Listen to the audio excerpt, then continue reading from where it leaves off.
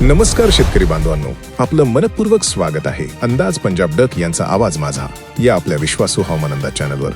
दिनांक 9 मेच्या एबीपी माझ्याच्या वृत्तानुसार मे महिना संपण्याआधीच राज्यभरात उन्हाच्या झळा तीव्र होऊ लागल्या आहेत.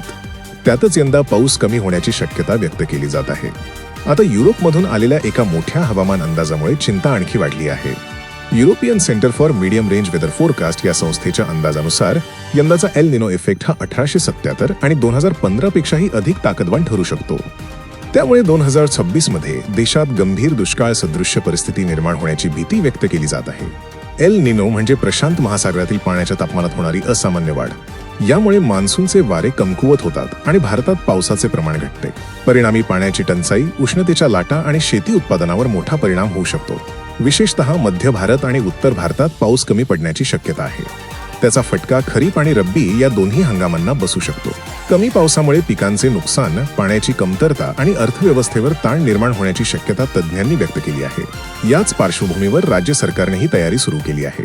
मुख्यमंत्री देवेंद्र फडणवीस यांनी पाणी साठवण, विहिरींचे रिचार्ज शाफ्ट आणि चाऱ्याच्या लागवडीसाठी विशेष नियोजन सुरू असल्याचे सांगितले आहे.